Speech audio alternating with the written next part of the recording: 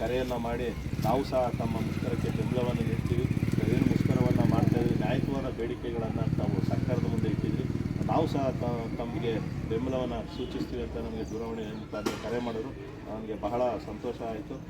ಈ ಒಂದು ಸಂದರ್ಭದಲ್ಲಿ ನಮ್ಮ ಬೆಂಬಲಕ್ಕೆ ಹಾಗೂ ನಮ್ಮ ಮುಷ್ಕರಕ್ಕೆ ಬೆಂಬಲವಾಗಿ ನಿಂತಿರುವಂಥ ಈ ಒಂದು ಏನು ಸಂಘದ ಅಧ್ಯಕ್ಷರಾದಂಥ ಲೋಕೇಶ್ ಅವರು ನಮ್ಮ ಈ ಒಂದು ಮುಷ್ಕರಕ್ಕೆ ಜಾಗಕ್ಕೆ ಆಗಮಿಸಿದರೆ ಅವರಿಗೆ ತಮ್ಮೆಲ್ಲರ ಪರವಾಗಿ ಹೃದಯಪೂರ್ವಕ ಸ್ವಾಗತವನ್ನು ಕೊಡ್ತೇವೆ.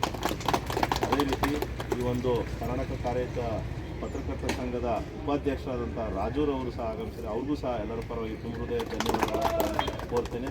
ಈ ಸಂಘದ ಖಜಾಂಚಿಯಾಗಿ ಕಾರ್ಯನಿರ್ವಹಿಸಿರುವಂಥ ರವಿ ಹೆಸರವರು ಸಹ ಆಗಮಿಸಿದರೆ ಅವ್ರಿಗೂ ಸಹ ಎಲ್ಲರ ಪರವಾಗಿ ತುಂಬ ಹೃದಯದ ಸ್ವಾಗತವನ್ನು ಕೋರ್ತೇನೆ.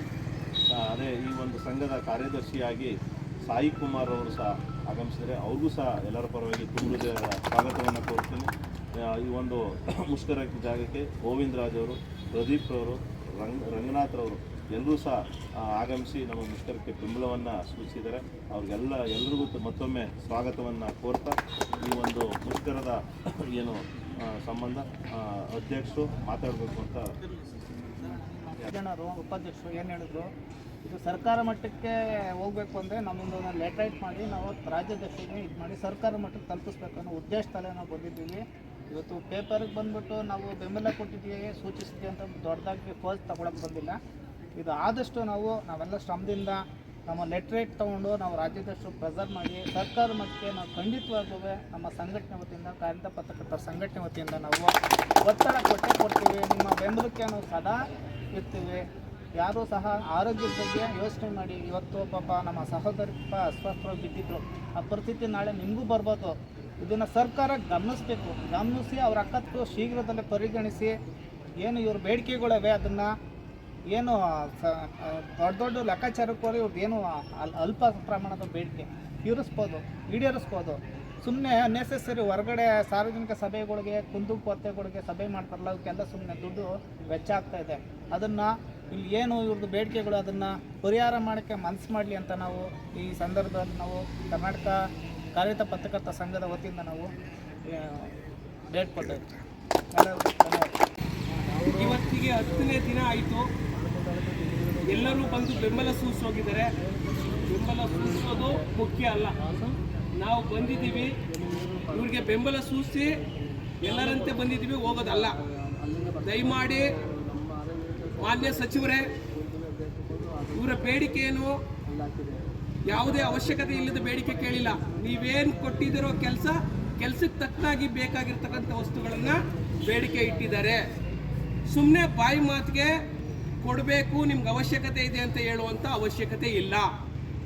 ನೀವು ಕೆಲಸ ತಗೊಳ್ಳಿ, ಅವರಿಗೆ ಬೇಕಾಗಿರ್ತಕ್ಕಂಥ ಫೆಸಿಲಿಟೀಸ್ ಕೊಡಿ.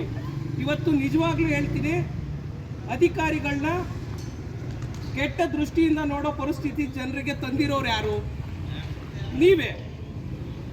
ಯಾಕೆ ಹೇಳ್ತಾ ಇದ್ದೀನಿ ಅಂದರೆ, ಒಂದು ವೆರಿ ಸಿಂಪಲ್ ಆಗಿ ಹೇಳ್ಕೊಬರ್ಬೇಕು ಅಂತಂದರೆ, ರಾಮಾಯಣದಲ್ಲಿ ಮಹಾನ್ ಋಷಿ ವಾಲ್ಮೀಕಿ ಒಂದು ಸನ್ನಿವೇಶವನ್ನು ಹೇಳಿದರೆ, ಆ ಸನ್ನಿವೇಶ ನನಗೆ ಈಗ ನೆನಪಿಗೆ ಬರ್ತಿದೆ.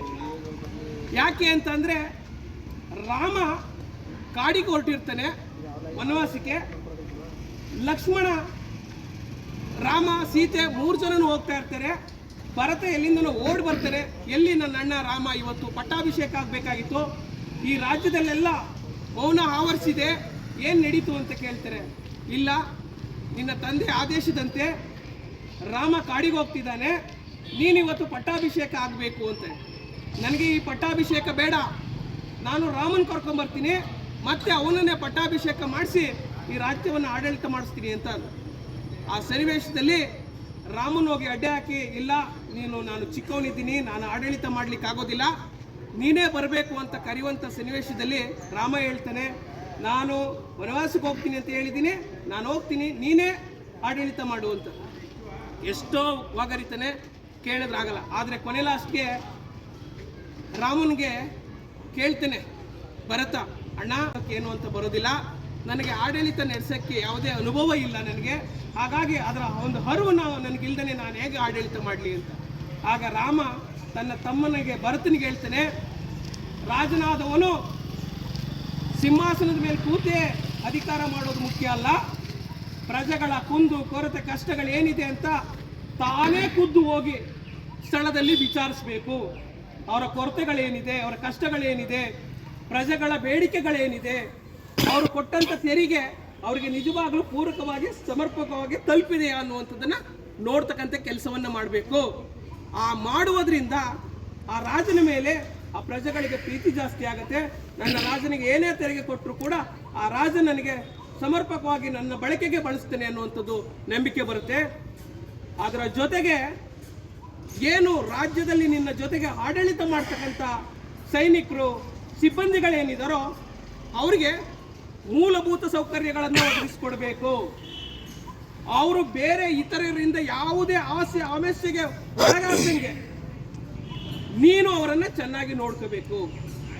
ಆ ಸಮಯದಲ್ಲಿ ಅವರು ನಿನ್ನನ್ನು ಆಡಳಿತಕ್ಕೆ ಯಾವುದೇ ಚುಕ್ಕಿ ಬರದಂತೆ ನಿಮ್ಮನ್ನು ರಕ್ಷಣೆ ಮಾಡ್ತಾರೆ, ನಿನ್ನ ಆಡಳಿತಕ್ಕೆ ರಕ್ಷಣೆ ಸಿಗತ್ತೆ ಅಂತ ರಾಮ ಹೇಳ್ತಾನೆ. ಒಂದು ವೇಳೆ ನೀನು ಅವರಿಗೆ ಈ ಪೂರಕವಾದ ಏನೂ ಬಳಕೆ ಮಾಡ್ದೇನೆ, ಅವರಿಗೆ ಮೂಲಭೂತ ಸೌಕರ್ಯವನ್ನು ಕೊಡದೆ ನೀನು ಅವ್ರನ್ನ ವಂಚಿತರನ್ನಾಗಿ ಮಾಡಿ ಅವರನ್ನು ನೀನು ನೋವಿನಲ್ಲಿ ಸಿಕ್ಕಿಸಿದ್ರೆ ಅವರು ಭ್ರಷ್ಟರಾಗಲಿಕ್ಕೆ ಕಾರಣ ನೀನಾಗಿರ್ತಿ. ಅವರನ್ನು ನಿಮ್ಮ ವಿರುದ್ಧ ಧ್ವನಿ ಎತ್ತಿ ಬೇರೆಯವರ ಎದಿನಾಗಿರ್ತಿ. ಆ ಕಾರಣದಿಂದ ಮೂಲಭೂತ ಸೌಕರ್ಯವನ್ನು ಮೊದಲು ನಿನ್ನ ನಡುವೆ ಕೆಲಸ ಮಾಡ್ತಕ್ಕಂಥವ್ರಿಗೆ ಕೊಡಬೇಕು, ನಿನ್ನ ಸಿಬ್ಬಂದಿಗಳನ್ನ ಚೆನ್ನಾಗಿ ನೋಡ್ಕೋಬೇಕು ಅನ್ನುವಂಥದ್ದನ್ನ ಆ ದಿನ ರಾಮ ಭರತನಿಗೆ ಹೇಳಿರ್ತೇನೆ. ಇವತ್ತು ಸರ್ಕಾರ ಇದನ್ನ ಮನಗಂಡುಕೊಂಡು ಗ್ರಾಮಾಡಳಿತ ಅಧಿಕಾರಿಗಳು ಕೇಳ್ತಾ ಇರ್ತಕ್ಕಂಥದ್ದು, ನೀವೇನು ಅವ್ರ ಸುತ್ತ ಕೆಲಸವನ್ನ ನೇಮಿಸಿದ್ದೀರಲ್ಲ ಆ ಕೆಲಸಕ್ಕೆ ಬೇಕಾಗಿರ್ತಕ್ಕಂಥ ಬೇಡಿಕೆಗಳನ್ನ ಕೇಳ್ತಿದ್ದಾರೆ. ಆ ಬೇಡಿಕೆಗಳನ್ನ ಮಾನ್ಯ ಸಚಿವರೇ, ನಿಮ್ಮ ಮೇಲೆ ನಮಗೆ ಅಪಾರ ಗೌರವ ಇದೆ. ನೀವು ರೈತರ ಕಷ್ಟ ಸುಖವನ್ನು ಅರ್ಥ ಮಾಡ್ಕೊಂಡು ಇಂಥ ಕೆಲಸ ಮಾಡಿ ಅಂತ ಹೇಳ್ತಿದ್ದೀರಿ, ನಮಗೂ ಖುಷಿ ಇದೆ. ಆದರೆ ನಿಮ್ಮ ಸಿಬ್ಬಂದಿ, ನಿಮ್ಮ ಖಾತೆಗೆ ಬರ್ತಕ್ಕಂಥ ಅಧಿಕಾರಿಗಳ ಕಷ್ಟಗಳೇನೈತೆ ಅದನ್ನು ಕೂಡ ಅರ್ಥ ಮಾಡಿಕೊಂಡು ತತ್ಕ್ಷಣ ಅವರ ಬೇಡಿಕೆಯನ್ನು ನಿರ್ವಹಿಸಿ. ನಿಜವಾಗ್ಲೂ ನಮಗೆ ಇವತ್ತು ಬಂದಾಗ ಒಂದು ಕಣ್ಣೀರು ಬರ್ತು ನಮಗೆ.